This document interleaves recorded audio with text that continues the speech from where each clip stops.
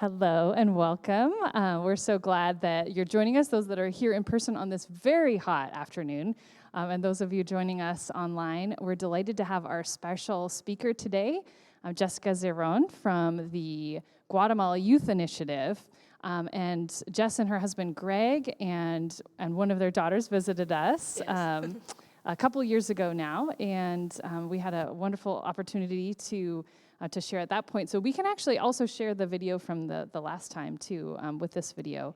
But we're so delighted to have you back again Thank you. post-pandemic. And excited to hear what's going on with your work in Guatemala. Well, one thing I wanted to add as well is that since we saw you last, Jess and Greg are part of the Episcopal mission group, the Volunteers for Mission, which is a partnership with the Episcopal Church, which is really exciting because that's what I did, and my sister as well. We're Volunteers for Mission for the Episcopal Church, so we have that extra connection now as well. So take it away. Okay, thank you. Hi, my name is Jessica Zirion. Like she said, I'm working in Initiative Guatemala. It's a nonprofit in Guatemala. We work with the youth at risk. And the organization began thanks to the things from the Episcopal Church a few years ago. Currently, we're partnered with the Global Partnership Officers of the church as well as the Diocese of Guatemala. 3 years ago, we came here with my husband, and he spoke here in your church about how is the teen pregnancies in Guatemala and what we do in Initiative Guatemala. And I'm visiting now because I wanna tell you guys the context about the families there, with the kind of the with the communities we work and how we can help them. I really like know that you guys know the why we do this, because I think it's really important to know the why. So I'm gonna tell you a story about Rocio. It's better if I tell a story because I feel like if you tell the story, you're gonna have more context about the kind of people we work and the communities we are working now. So Rocio, she went to our office like 3 years ago because she got pregnant. She was, in that point, she was like 15 years old. But Nancy, her mom, took her to the office. And Rocio was crying, and Nancy was really, really upset because she got pregnant. So she was yelling, Rocio. And I took Rocio, I sent her to the educator to talk with Rocio. But I was really curious about how Nancy found out Rocio was pregnant.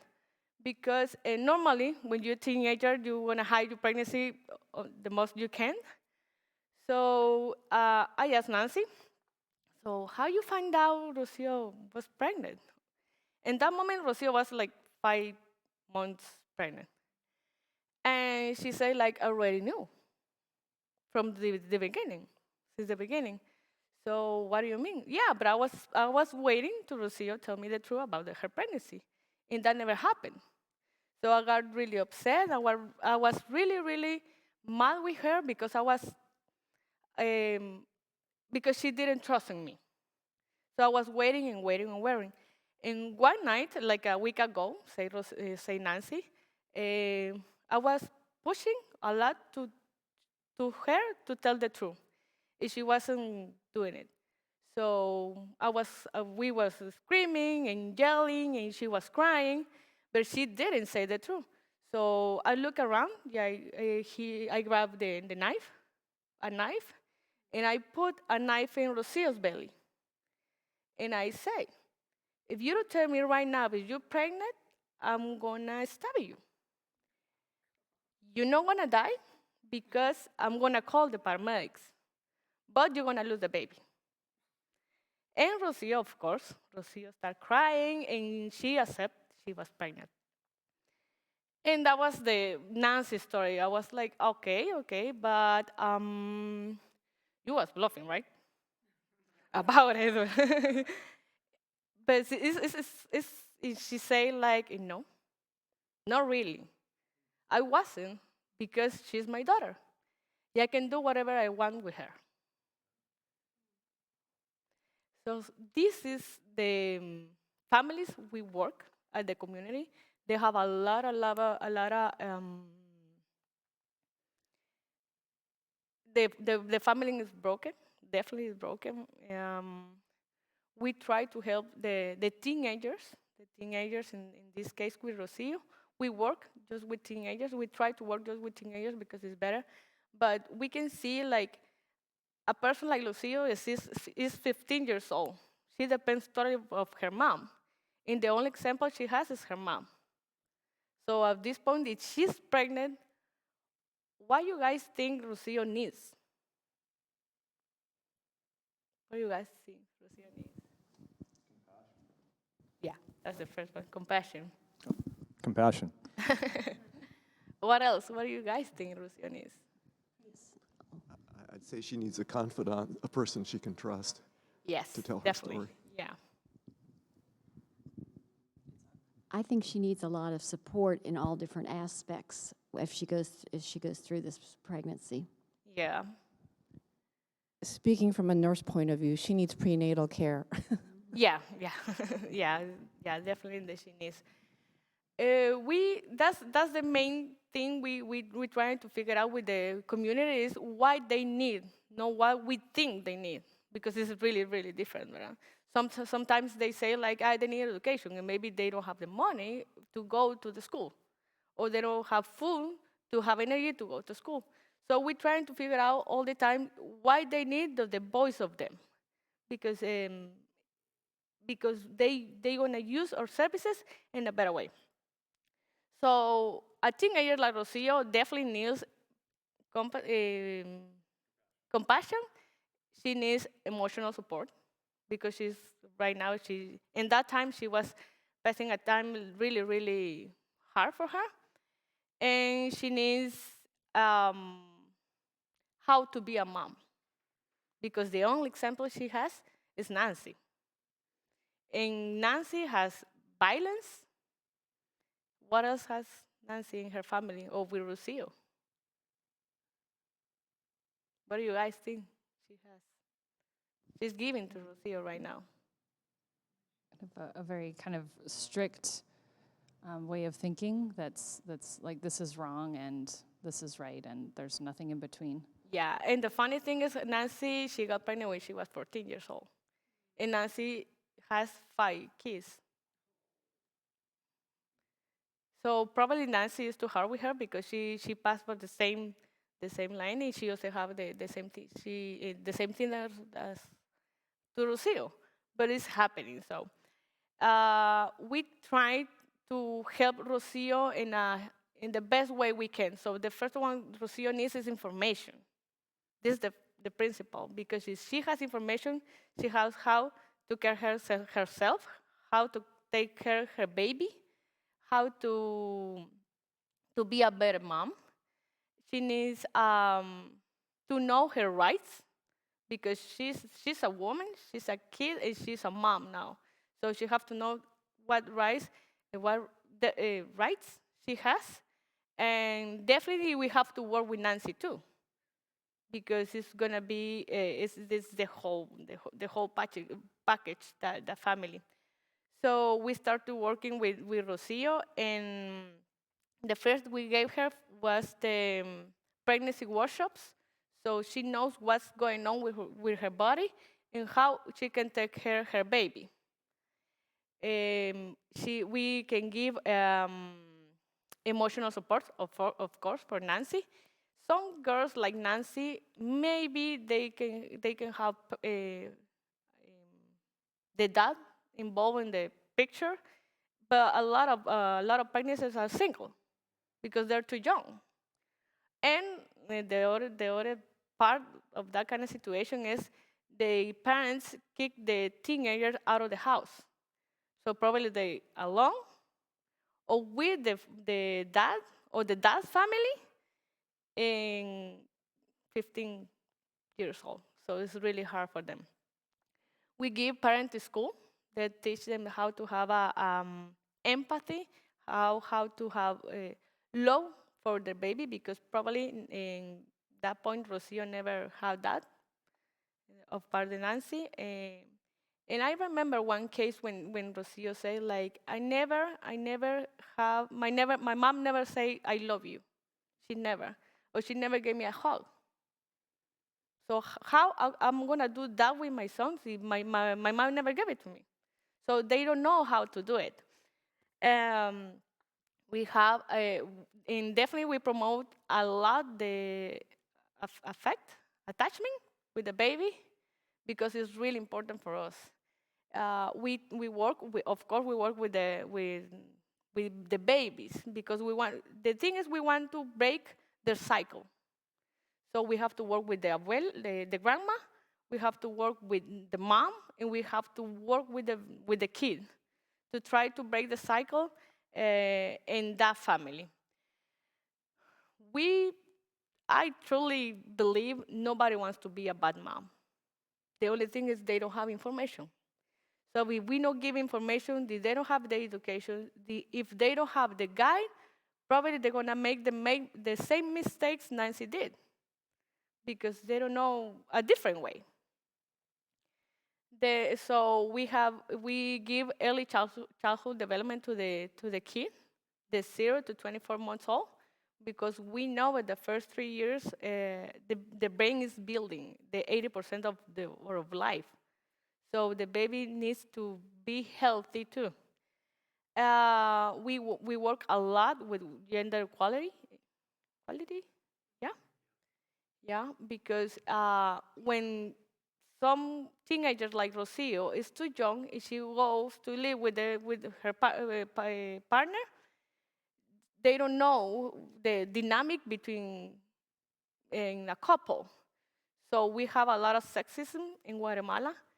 So that's worse for Rocio, because a person like Rocio, she's 15 years old, she's pregnant, if she's stuck with 17 years old partner, everything is against her, because the partner start with the jealous, and you're not allowed to go outside, you should stay at home because you have to take care of the baby, and it's getting worse and worse and worse, a person like Rocio.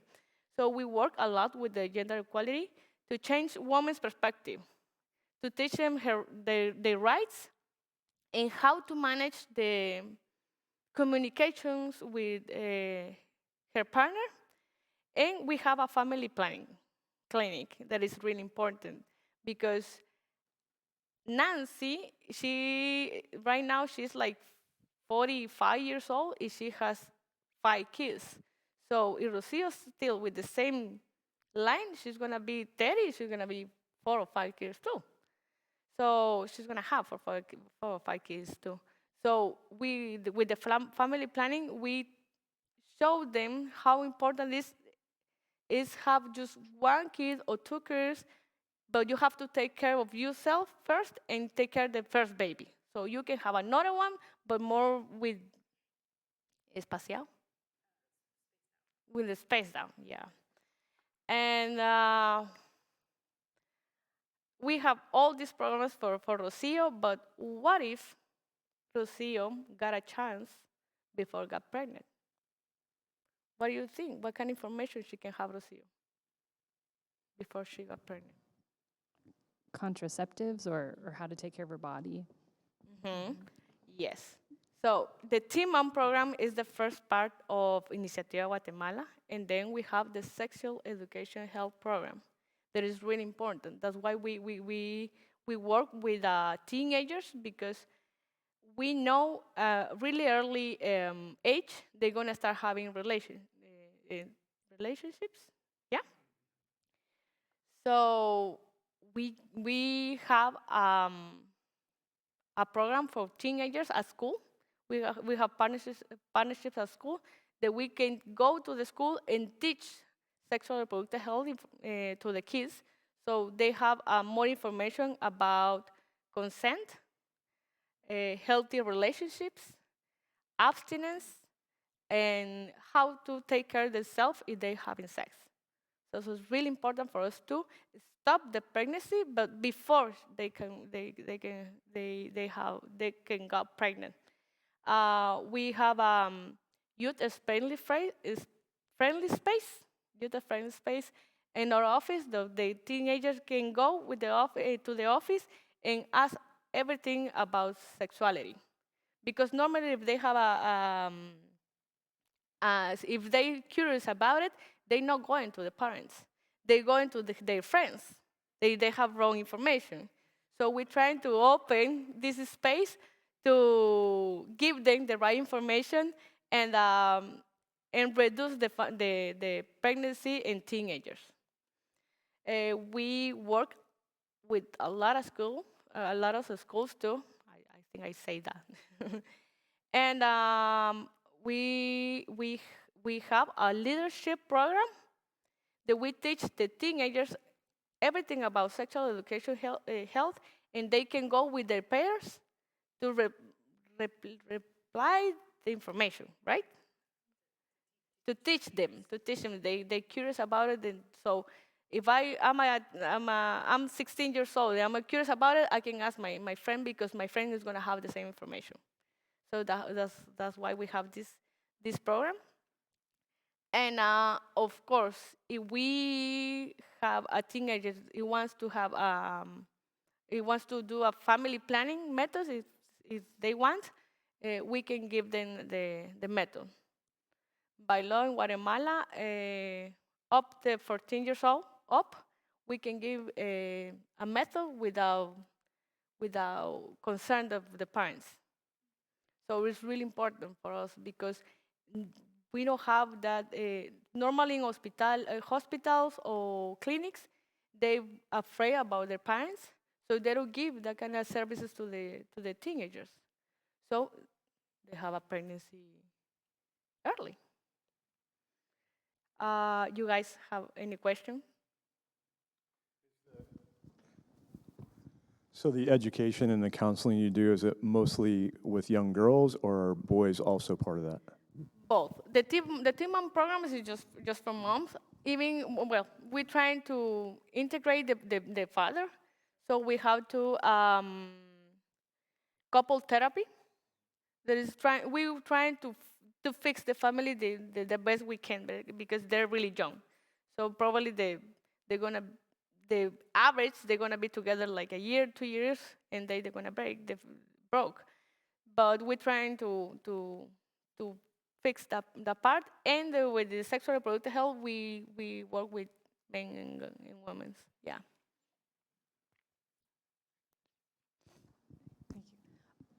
I got a chance to visit Guatemala with Jess and her husband and work with them 2 years ago. And I went with my husband and my son Jack, who was, I think, 16 at the time. Yeah. And we went to a school, which was near where their office is. And it's so hard to see, but where the kids live and where the school is, it's next to this big dump. People just bring down their big trucks of garbage, and it's like, it's right there. There's a big hole on the ground, and that's where the house is. And so basically you walk through this really kind of shantytown neighborhood just made up of boxes and, made up homes or whatever. And then we went to this really neat school, and one of the teachers, she's a young American girl actually, I forget her name, but she was teaching them about how to communicate with girls and boys and girls, how they should communicate with each other. And I think they were maybe like 8-year-old kids, and she made it so playful that the kids were really involved. So that was really nice to see.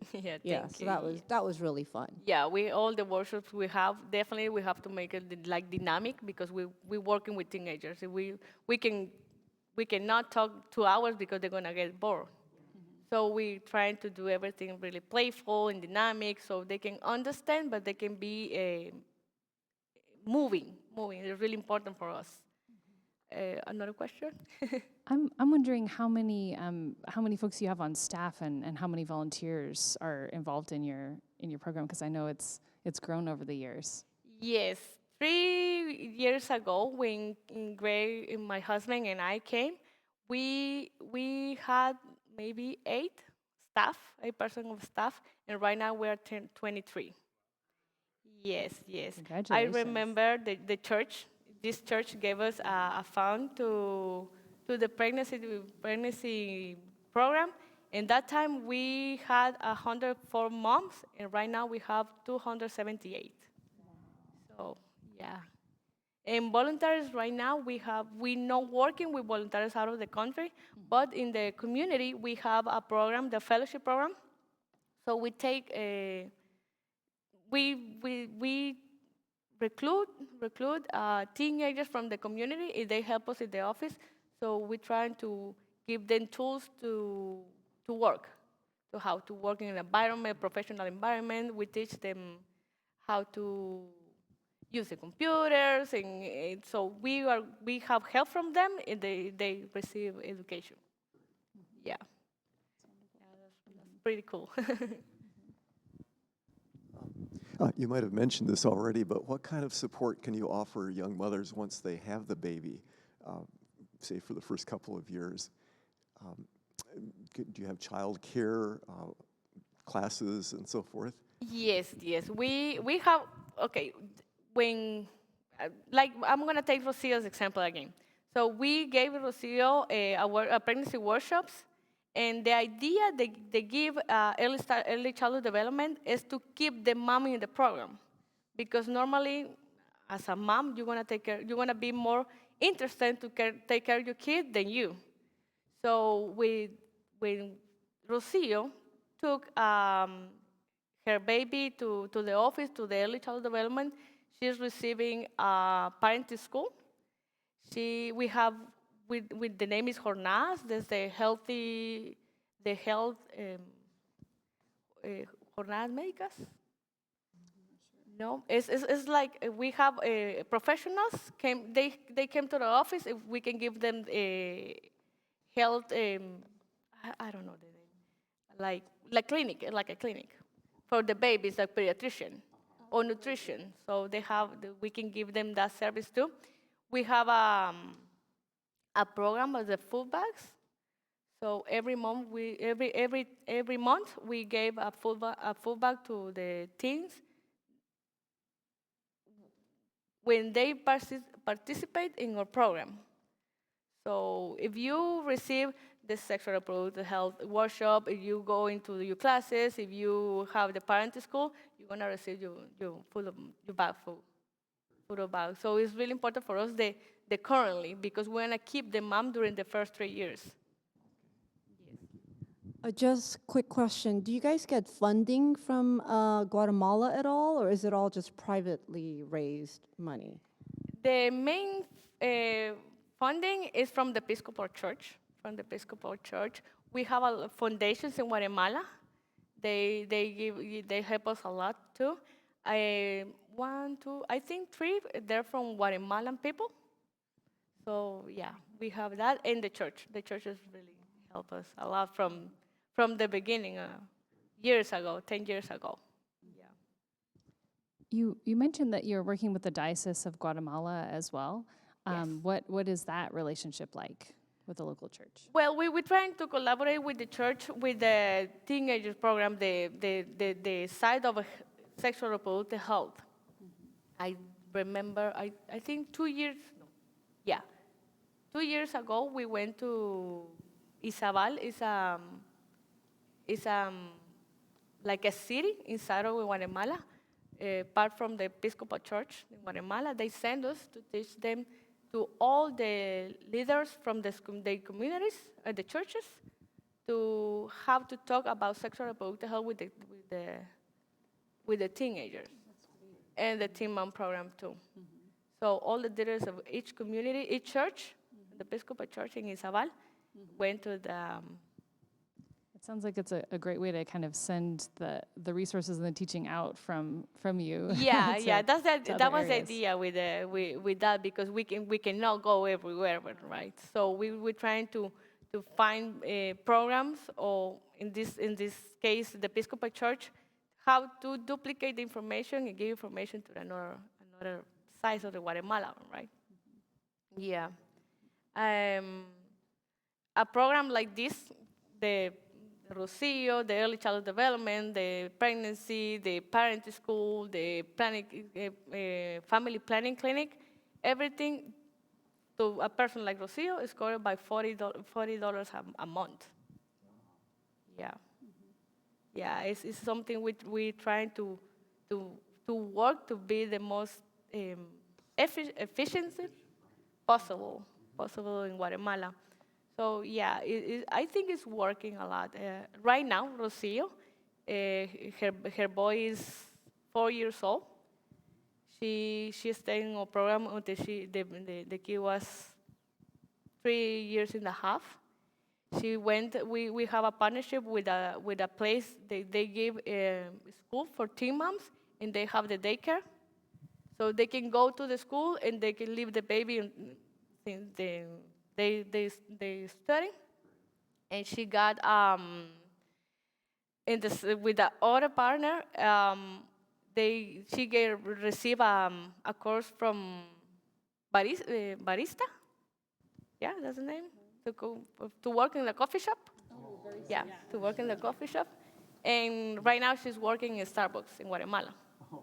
So she found a job. She has 2 kids right now because they decide after 3 years they want the little brother for the baby, but they decided. It was a decision. No, something happened because they was just having sex. So that's really important too. And Ricardo is the name. Is right now studying. We have another partner. They give us when they finish our program, we can take the kid and refer to a school, so they can keep the line of education without any problem. Yeah, that's really important for us because we don't want to break all the work we're having. Yeah.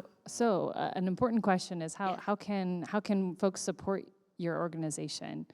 Is it giving online, giving by check? What ways can we be a part of what you're doing? And obviously, Marie has already been down in person as well. Well, always a check is going to be great for us. But actually, I think I'm here because we want to build a strong relationship with the churches. It's really important for us, not just write a check and forget about everything. It's really important to build the relationship. If the church can help us to more contacts of the Episcopal Church is great. You guys can go to Guatemala and visit us. I think it's really important too because it's not the same when I'm telling you that you can see it. You can see it. So we receive groups in Guatemala too, so you guys can get more involved. It's very important. It's wonderful that you've come and joined us and educated us, enlightened us, but will you be going to other churches while you're here in the States? Yes. Actually, Robin can help me with that. Yeah, tomorrow morning, Jess will be at Grace Church in St. Helena. Mm-hmm. Yes. Yeah, I'm going to be here for a short time, so I'm trying to It's hard cover the because churches we all meet on Sundays, so if she's only here for Yeah, Sunday. and I have just two days. So just one weekend. Yeah. Of course. You guys have any question? Another thing? I think I just want to say thank you for this amazing work that you're doing. And I know when I was a mission service volunteer for the church as well, one of the things that we talked about was the role of being a bridge between communities. And by coming here today and by telling your story and telling Rocio's story and Nancy's story, that you've brought us closer. You've helped us to imagine life in a different place and to build that relationship with you and the work that you're doing, to be part of it even if we can't go in person. Which is a gift to us. I think that's why I like to tell the story, because it's going to give you more context about what's going on in that kind of community. We know we cannot take Rocio out of the community because it's impossible, but we can make Rocio's life better into the community. And we have a lot of teenagers like that. Has Nancy been receptive to the support and help that you've given to Lucio? Yes, normally the grandparents change their mind when the baby is born. So she went to therapy with us. We have a partnership. We really believe the partnerships are the best strategy because we cannot be good in everything. We can do everything by ourselves. So we work a lot with partnerships. So she took therapy, and she has family planning clinic too. That is really important because it's the same. Nancy, she was just having kids. So she received the help from us. Yeah, it's really important because she was living with Lucio. Yeah, something else? Or? I think just a round of applause for. Thank you, thank you. Thank you so much, Jess.